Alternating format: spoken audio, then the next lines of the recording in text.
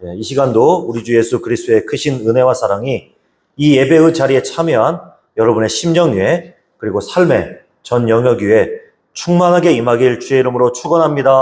사랑하는 성도 여러분, 이 세상에서 무너지지 않는 것, 가장 견고한 것은 무엇일까요? 강철일까요?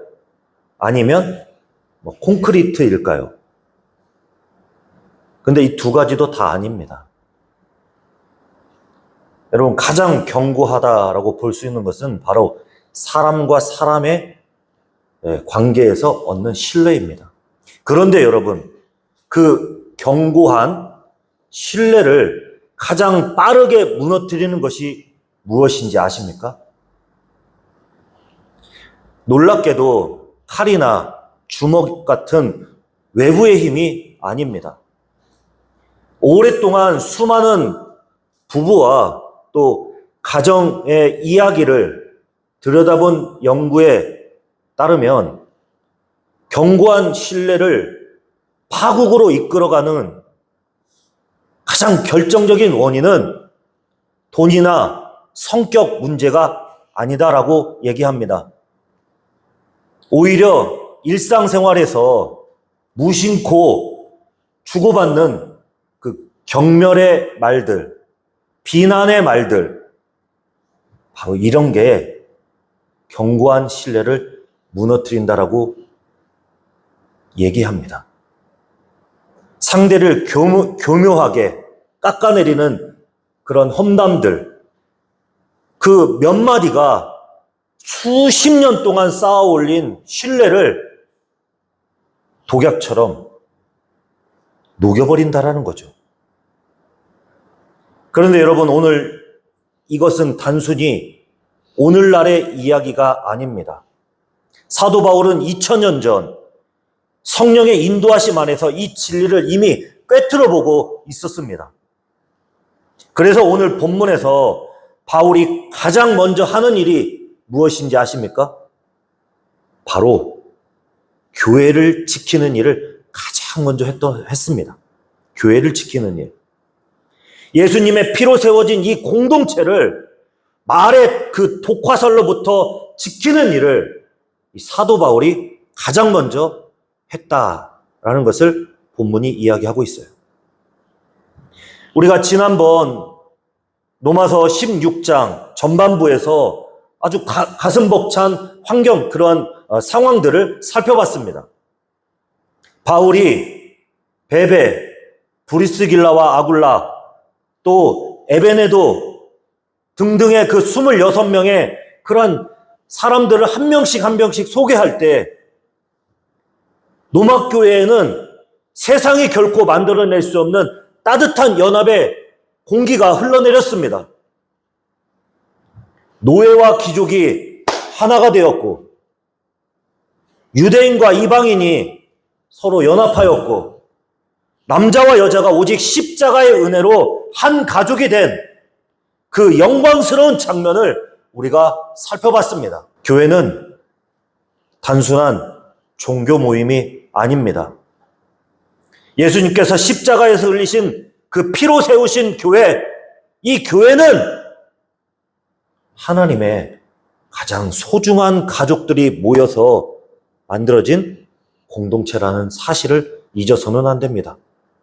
그런데 그 아름다운 교회일수록, 따뜻한 공동체의 연합이 강조되는 교회일수록 더더욱 사탄의 표적이 된다라는 거죠. 마치 빛이 밝을수록 어둠이 더 강렬하게 달려드듯 그리스도의 은혜가 빛나는 공동체일수록 사탄은 더 치밀하고 공격적으로 교회가 가지고 있는 연합을 깨트려 버립니다. 그렇기에 교회를 지키는 일은 우리가 그냥 선택사항이 아니다라는 것을 알아야 합니다. 예수님의 보혈의 능력과 그 보혈의 값을 아는 성도라면 반드시 감당해야 될 사명이 바로 교회를 지키는 일, 이게 우리의 사명입니다. 그런데 오늘 본문에서 사도 바울의 목소리가 갑자기 달라지고 있습니다. 자, 여러분 17절인데 같이 한번 17절 말씀 읽어보도록 하겠습니다. 형제들아, 내가 너희를 권하노니 너희가 배운 교훈을 거슬려 분쟁을 일으키거나 거치게 하는 자들을 살피고 떠나라. 여러분, 여기서 바울은 형제들아, 내가 너희를 권하노니 라고 말하며 로마교회 성도들에게 그냥 따뜻한 그냥 권면의 말을 하고 있는 것이 아닙니다. 아주 긴박하게 그들을 지금 부르고 있고 그들을 권면하고 있습니다.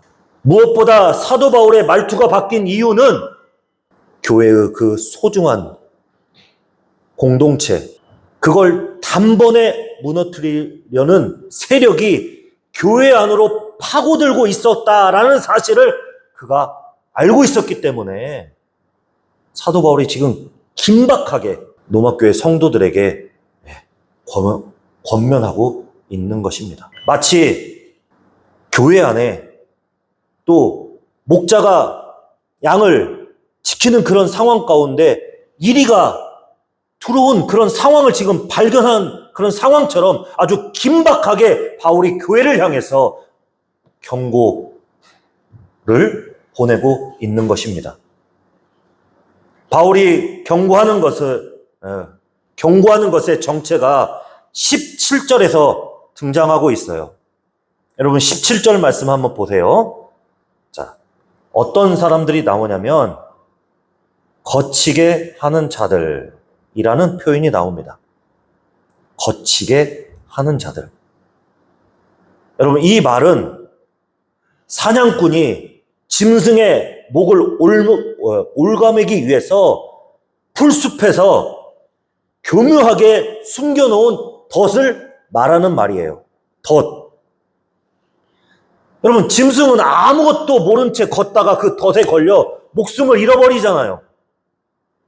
이처럼 바울은 거치게 하는 자들이 교회 안에 아주 교묘하게 숨겨놓은 덫이 있다라고 경고하고 있습니다. 그렇다면 이 덫은 어떤 모양으로 우리에게 교묘하게 다가올까요?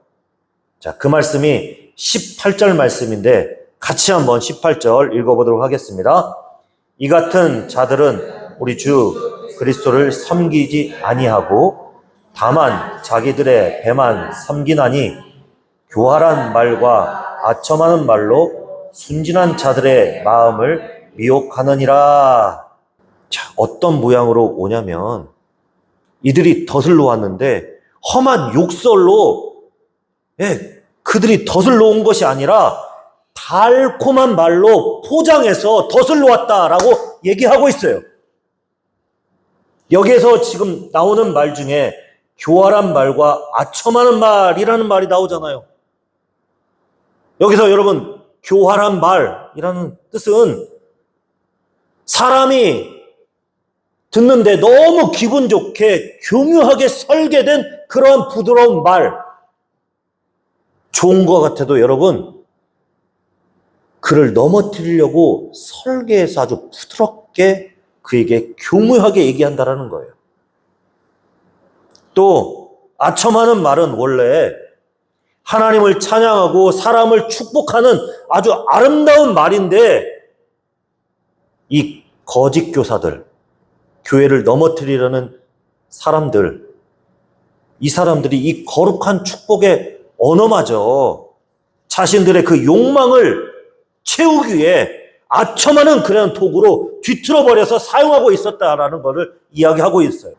특히 교회를 파괴하는 무기가 가장 아름답고 달콤한 언어로 포장되어 들어온다는 사실을 바울이 지금 얘기하고 있어요. 우리도 모르게 교묘한 말로, 교활하고 아첨한 말로 덫을 놓고 있다라는 거죠. 그렇다면 이 달콤한 말 뒤에 숨겨진 진짜 목적은 무엇일까요? 자, 다시 18절 말씀을 보세요. 18절 말씀에 보면 이 사람들은 그리스도를 섬기지 않는다고 얘기해요. 그럼 말은 다 한 거죠. 섬기지 않고 뭘 섬긴다고 얘기하고 있죠? 자기들의 배만 섬긴다. 자기들의 배만 섬긴다. 여러분, 자기들의 배만이라는 이 말은 배부르게 그냥 밥을 먹는다라는 그런 뜻이 아닙니다. 채워지지 않는 내면의 공허함을 채우려는 뒤틀린 욕망, 그것을 말하는 거예요. 채워지지 않기 때문에 그 뒤틀린 욕망이 그 안에 가득하다라는 거예요. 그러니까 남을 깎아내려 스스로 높아지고 인정받으려는 그 뒤틀린 본성은 스스로 하나님 자리에 올라서려는 인간의 가장 깊고 어두운 죄의 본성이에요. 그런데 여러분, 이 자기들의 배만 불리는 이 거짓 교사들의 문제만이 아닙니다. 우리 모두가 이 세상에 태어나면서부터 이 자기들의 배만 채우려는 죄된 본성을 우리가 가지고 태어난다라는 거예요. 그래서인지 교회 안에 들어오는 자기들의 배만 채우려는 이 거짓 교사들은 교회를 무너뜨리려고 더 노골적이고 더 자기의 그 더러운 욕망을 드러내고 인정사정 없이 마구잡이로 자기의 배만 채우려는데 혈안이 되어 있다라는 것입니다. 그렇기 때문에 이 시간 말씀의 거울 앞에 우리 내면을 정직하게 비추어 볼 필요가 있습니다. 직장에서, 가정에서, 심지어 거룩한 교회 안에서조차 누군가를 비난하고 험담하는 자리에 귀를 기울이고 은근히 그냥 동조한 적은 없는지 돌아볼 필요가 있습니다. 또 교회 지체들의 가슴에 이 덫을 놓은 적은 없는지 오늘 이 시간 우리는 정직하게 돌아보고 회개해야 합니다. 사랑하는 성도 여러분, 우리는 솔직히 매우 연약한 존재들입니다. 주님 안에서 거룩한 경건과 온전한 순종으로 살겠다라고 결단하지만 누군가의 사소한 실수에 무심코 미움의 칼날을 세웁니다. 누군가의 뒤에서 그 사람의 약점을 곱씹는 연약한 죄를 범합니다. 여러분 기억하십시오. 우리도 자기 배만 채우려는 죄된 본성을 가지고 있는 연약한 존재이기에 이 문제에서 우리 또한 결코 자유로울 수 없다라는 것을 기억하시길 바랍니다. 그런데 이 어두운 이야기가 옛날 이야기가 아닙니다. 요한 3서 9절에서 10절의 말씀을 보면 사도 요한 시대, 사도 요한이에요. 예수님의 제자 요한의 시대에 으뜸되기를 좋아하는 디오드레베라고 하는 그런 사람이 있었습니다. 그는 사도들의 편지조차 받아들이지 않고 악한 말로 사도들을 비방하고 형제를 교회에서 추방하고 쫓아냈어요. 여러분, 예수님의 제자들이 살아있던 바로 그 시대에도 이렇게 자기 배만 채우려는 사람들이 교회 한복판에서 노골적으로 활개쳤다라는 사실을 잊어서는 안 됩니다. 그런데 사도 요한은 디오드레베처럼 되지 말라라고 하는 이 도덕적인 교훈과 함께 또 다른 이야기를 그들에게 권면하고 있어요. 매우 중요한 말씀인데, 자, 화면을 보시고 같이 한번 읽어보도록 하겠습니다. 요한 3서 1장 11절인데, 자, 같이 화면을 보시고 읽어보겠습니다. 사랑하는 자여, 악한 것을 본받지 말고 선한 것을 본받으라. 선을 행하는 자는 하나님께 속하고 악을 행하는 자는 하나님을 뵙지 못하여. 아멘. 여러분 뭐라고 얘기합니까? 사도 요한이 선을 행하는 자는 하나님께 속하였고 악을 행하는 자는 하나님을 뵙지 못하였다. 사도 요한이 매우 중요한 이야기를 우리에게 하고 있습니다. 이처럼 자기 배만 채우려는 악한 탐욕을 버리고 오직 하나님의 사랑을 우리는 따라가야 합니다. 하나님께 속한 자는 세상의 그 악한 방식을 거스리고 묵묵히 선을 행함으로 믿음을 증명하는 삶을 살아내는 것입니다. 그러기에 더 선을 행하는 하나님께 속한 자로 살아가는 그러한 믿음의 사람들이 되시기를 주님의 이름으로 부탁드립니다. 그런데 여기서 우리가 여러분 더욱 솔직해질 필요가 있습니다. 오늘부터 절대로 험담하지 않아야지 라고 이를 악물고 다짐하더라도 이 자기 배를 채우려는 이 어두운 욕망이 우리를 이길 수 있을까요? 여러분, 이 결단에서 우리가 넘어지고 쓰러질 수밖에 없어요. 우리가 아무리 결심하고 노력해도 그 결심은 하루 넘기기가 버겁습니다. 내일이면 또다시 누군가의 말에 상처받고 모레면 또 누군가의 내 배를 채우려는 욕망이 고개를 듭니다. 교회를 지켜야 한다는 사명도 선해지겠다라는 결심도 결국 우리는 이 자기 배를 채우려는 욕망에 철저하게 무너질 수밖에 없는 연약한 존재입니다. 그렇다면 여러분, 우리에게 정말로 소망이 없는 것일까요? 우리가 우리 교회를 영원히 지켜낼 수 없을까요? 아니죠. 바로 이 철저한 무능의 고백 속에 바울은 로마서 전체를 꿰뚫는 가장 위대한 복음을 우리에게 오늘 전파하고 있습니다. 그 위대한 복음이 몇 절이냐면 바로 20절 말씀인데 같이 한번 읽어보도록 하겠습니다. 평강의 하나님께서 속히 사단을 너희 발 아래에서 상하게 하시리라.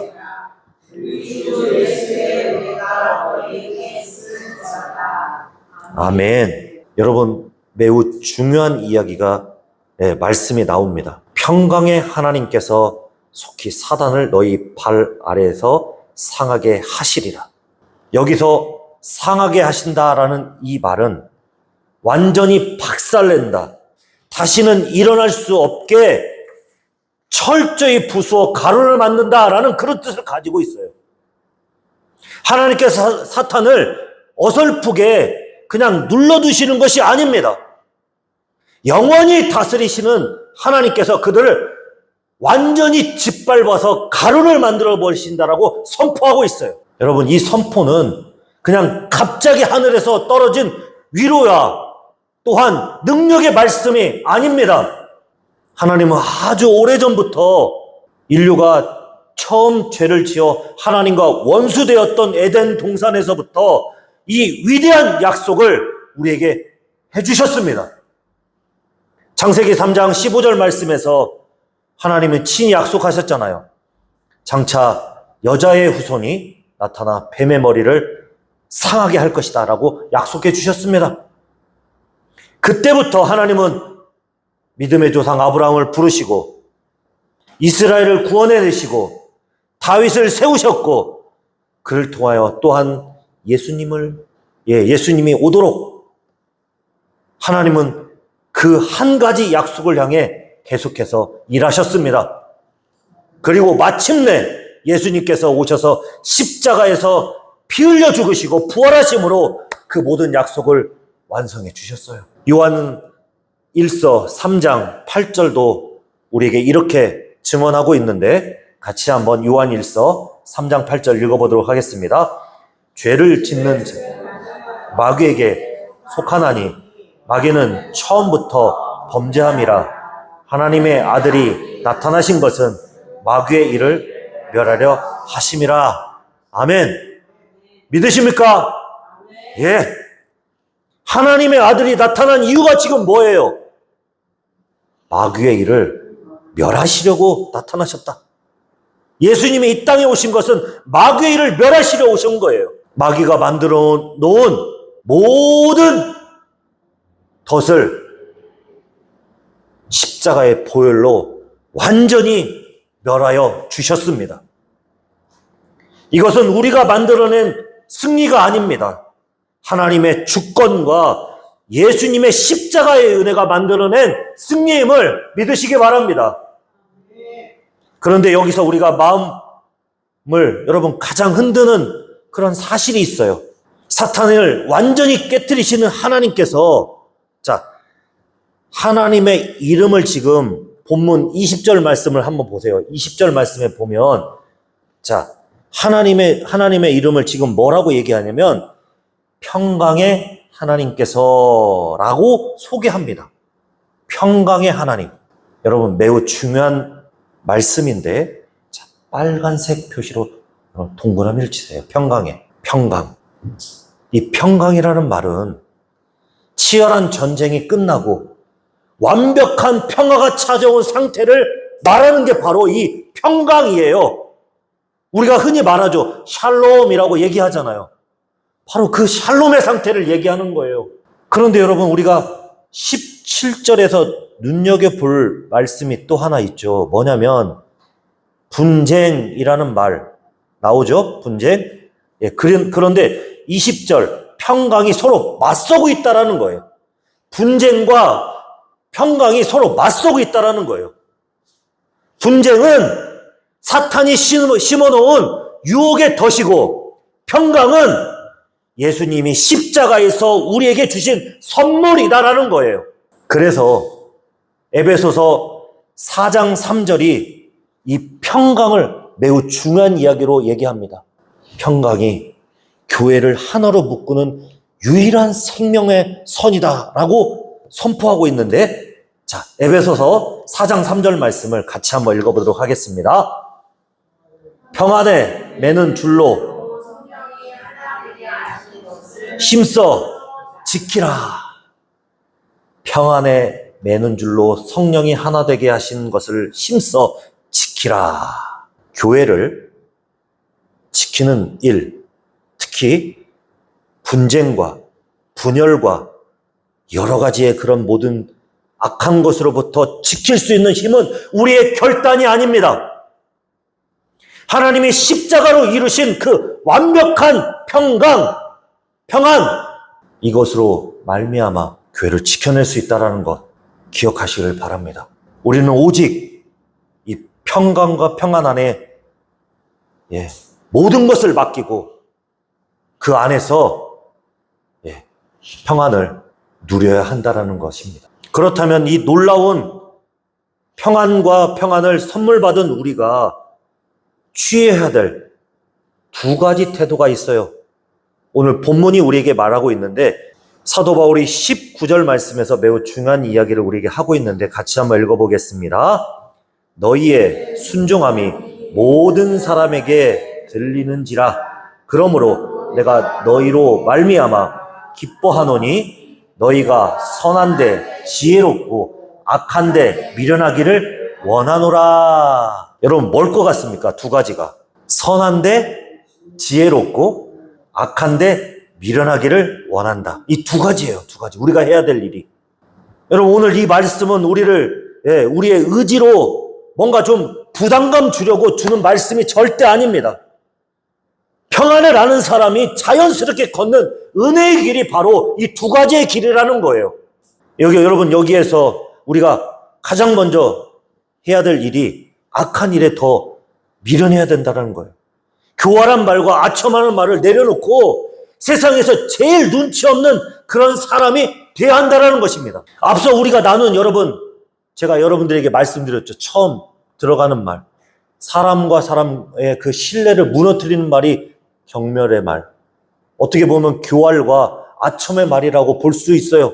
그렇기 때문에 여러분, 부부 사이에도 서로가 존중하는 말, 이 경멸이나 이 교활이나 아첨하는 말을 절대로 서로 해서는 안 됩니다.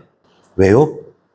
가정도 하나님께서 가장 작은 단위로 세우신 천국이기 때문이에요. 또 교회의 그룹 속에서 여러분 또 직장에서 서로가 그냥 주고받을 수 있는 그런 좋은 말 속에서 여러분 교묘하게 그런 숨어 들어오는 그런 말들이 있잖아요. 그것을 멀리 해야 돼요. 누군가가 달콤한 말로 저 형제는 저랬어요 라고 흉보면 그때 우리는 죄송합니다. 저는 그거에 대해서 잘 모릅니다. 라고 단호하게 막아내야 돼요. 여러분, 예수님께서 마태복음 10장 16절에서 이렇게 말씀하셨어요. 자, 같이 한번 읽어보겠습니다. 보라, 너희를 보냄이 양을 이리 가운데 보냄과 같도다. 그러므로 너희는 뱀같이 지혜롭고 비둘기같이 순결하라. 아멘. 악한 일 앞에는 비둘기처럼 미련하고 순결해야 돼요. 그 거룩한 미련함이 우리의 가정을 살리고 우리 교회를 살리고 우리 직장을 내가 속한 모든 공동체를 살리는 길이라는 것을 잊지 마시기 바랍니다. 그리고 두 번째로 선한 일에 더 지혜로워야 됩니다. 선한 일에 더 지혜로워야 된다. 예수님께서 십자가에서 우리에게 주신 평강을 가지고 여러분 사람들과의 관계에서 지쳐있는 분들 있잖아요. 또 두려움에 떠는 분들 그런 지체들이 있어요. 또 마음의 여유가 없는 배우자들이 있잖아요. 이 모든 관계에서 오늘 무엇보다도 우리가 이 말씀을 붙잡고 나가야 돼요. 평강의 하나님, 선한 그 생명의 줄로 연합을 더 강하게 붙들어 주시는데 사도 바울이 또 이런 이야기를 했어요. 빌립보서 4장 7절 말씀인데 같이 한번 읽어보도록 하겠습니다. 그리하면 모든 지각에 뛰어난 하나님의 평강이 그리스도 예수 안에서 너희의 마음과 생각을 지키시리라. 아멘.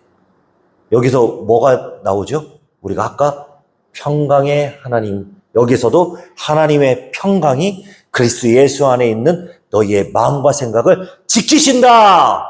가정과 교회, 우리가 속한 공동체를 지킬 수 있는 것은 평강을 우리가 가지고 있는 것. 그러게 여러분, 우리가 선물로 받은 이 평강을 가지고 교회에서, 가정에서 그렇게 살아가야 돼요. 이제 말씀을 맺습니다. 사랑하는 성도 여러분, 억울한 일을 당하고 배신해 분노가 막 솟구칠 때 그 순간 십자가를 바라보십시오. 예수님은 교활한 말과 아첨하는 말 그리고 온갖 조롱을 다 뒤집어 쓰고 묵묵히 침묵하시며 어찌 보면 세상에서 가장 비참한 자가 되셨습니다. 그 사랑이 주고 마땅한 우리를 살리셨고 하나님과 원수되었던 우리를 화목하게 해주셨습니다. 찬송가 413장, 이 고백이 우리의 고백이 되길 원합니다. 내 평생에 가는 길 순탄하여 늘 잔잔한 강 같든지 큰 풍파로 무섭게 일어나도 나의 영혼은 늘 평안해.